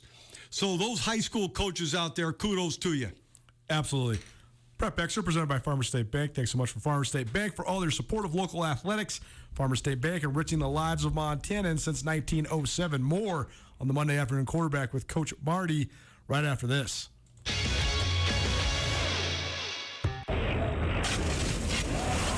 Save time, reduce labor, and increase productivity with the new Boss Snow Raider. It's a maneuverable and multitasking solution for winter walkways. See what the patented Boss Snow Raider has to offer at your local Boss dealer. Rocky Mountain Truck and Trailer Equipment, 5680 Expressway in Missoula. As the seasons change in Montana, it's critical to make sure your vehicle is in full working order. That's why now is the time to take your rig to Crawford's Automotive. Crawford's Auto on West Broadway does any work you need on any vehicle you have. Make sure you're running soundly for the treacherous driving months. Go to Crawford's. Especially now, get your brakes checked or replaced at Crawford's and the job will be done right every time with Chase Crawford personally doing the work on your vehicle. Take your cars and trucks to someone you can trust for all your automotive needs. It's Crawford's Automotive on West Broadway. Nothing works up an appetite like cheering for your favorite team on game day. So why not cheer them on at Northern Quest with an impressive roster of restaurants and lounges? You can tackle the menu at Epic and catch every play on the 10 by 30-foot screen. Or grab a steak at Maslow's, a fine cigar at Legends of Fire, even a burger from Fat Burger. You know, for your inner linebacker. See more at northernquest.com. This fall, Northern Quest will bring you Turf Club Sportsbook, the ultimate game changer. Real sports wagering in an exciting environment where you'll be able to bet, watch, and win like never before. Here's how to get ready. Practice sitting on the edge of your seat. Invest in a good blood pressure cuff. Okay. And remove any non-essential wallet clutter. Turf Club Sportsbook, the ultimate game changer. Coming this fall to Northern Quest. Hi there, it's Les Schwab Tires, introducing the new Backcountry AT2 for a quieter ride with improved performance in wet conditions. Because when it comes to keeping your family safe on the road this winter, the right tires help you feel prepared for anything. Mom, hey Mom. Well, almost anything. Plus, save up to $130 when you buy Quatrack tires with financing. Les Schwab Tires. Limited time offer. Terms and conditions apply. See leschwab.com/sale for details. We're all looking for ways to go green, and Farmer State Bank has everything you need. Start with free internet banking and bill pay. Download our mobile money app for state-of-the-art banking services on the go. And finally, enroll with Zelle, a fast, safe, and easy way to send money to the people you trust. It's free at Farmer State Bank. Save paper, save energy, and save your precious time. Bank greener at Farmer State Bank. Member FDIC. Terms and conditions apply. 1, 2, 3. Nuanez now on ESPN Radio. Whiskey River, take my mind. Don't let her memory torture me. Whiskey River, take my mind. I got to work on that. It is the karaoke hour with Marty Morningweg, rather known as the Monday afternoon quarterback with Coach Marty, diagnosing all things football. We've actually been rapping for quite some time. We've hardly even talked about the NFL, so we dive back into it. Monday Afternoon Quarterback is presented in part by Brett's RV and Marine. Brett's RV and Marine's been locally owned and operated for more than 50 years. Head on over to 4800 Grant Creek Road to check out the largest inventory of RVs and boats anywhere under the big sky. Coach, I know that you keep good tabs on a lot of the former colleagues of yours and good friends of yours throughout the league, but right now I think that one of the primary storylines in the NFL is the Kansas City Chiefs, and they have turned the ball over more times this year than they have in the last 2 years combined, I think. Patrick Mahomes left the game with an injury yesterday. I was in the midst of packing up some stuff in my garage, and Bozeman sort of monitoring the game, and all of a sudden I come back inside, it's 24-0. That's not really been a part of the narrative with Patrick Mahomes yet. So where are we at with the Kansas City Chiefs? Don't count them out. Now, I'm biased. Sure. But don't count them out. They have one of the best coaches in the history of the NFL, so that you can't count out Andy Reid ever. Yeah, and so here's the situation in Kansas City. I know exactly what's going on. First of all, the health of Patrick Mahomes. Sure. That was quite a shot, wasn't it? Oh, buddy. They just simply take care of the ball. They'll win most games. So, and it looks like there's two things. Take care of the ball, period. Yep. Right? Want to be the Harlem Globetrotters and that's what they are. They are. As long as you take care of the ball. Okay, so they got to tighten. I've never heard that before. That's great. The Harlem Globetrotters is exactly what they are. As long as you take care of the ball now, and so they got to tighten that up. That's first. Second, they've got to do something defensively. I've never seen them quite this way for this long period of time, because usually you can pick 1, 2, or 3 things out, get it corrected, and play better defense. They might have too many holes on defense. That's my only concern. That's my first concern. My second concern is that division's pretty good. Oh, absolutely. Yeah, so they're going to have. The fact that the Raiders and the Chargers are as good as they are, I think it really throws a whole new challenge in front of the Chiefs. Yeah, and look at 3 and 4 teams. Don't count them out. Right. Been there, done that. We talked about this, I believe, last week. It's a game of streaks. Yep. You know, and the Kansas City Chiefs, for them to get on a 5, 6, 8-game winning streak will be nothing. And so don't be surprised if they're there at the end and they sneak into the playoff picture. A guy I was super high on when he was in college is Sam Darnold. Sam Darnold then got put in a tough spot in New York. That then came to an end, but he got a fresh start in Carolina. They started 3-0, but then their primary offensive weapon, who is the most used offensive weapon in the NFL besides Derrick Henry and Christian McCaffrey, he's been out. And but Darnold has really struggled, and yesterday he got benched. And so not necessarily about Darnold, but just in terms of a young quarterback, when a guy sort of loses his confidence or loses his rhythm, how hard is it to get that guy back? How hard is it to get him back to being a productive guy? Well, Sam's gone from 3-0 to 0-4. Right. Right. So they're so I think now he's got sacked 15 times during that span. Yeah, and so things aren't going well. So when you're recruiting a man in college or you're drafting a man out of college, there's where that toughness, that mental toughness, the physical toughness, and the character goes a long, long way. Those guys who can motor through the bad stuff, this 0-4 streak, and come out of it the other end, makes them even better. So if he can do that, okay, now you were probably higher on him than I was coming out. I think he was a fine quarterback. Yeah. It sounds like you had him a little higher than I did. I did only because I honestly, I think I got out over my skis.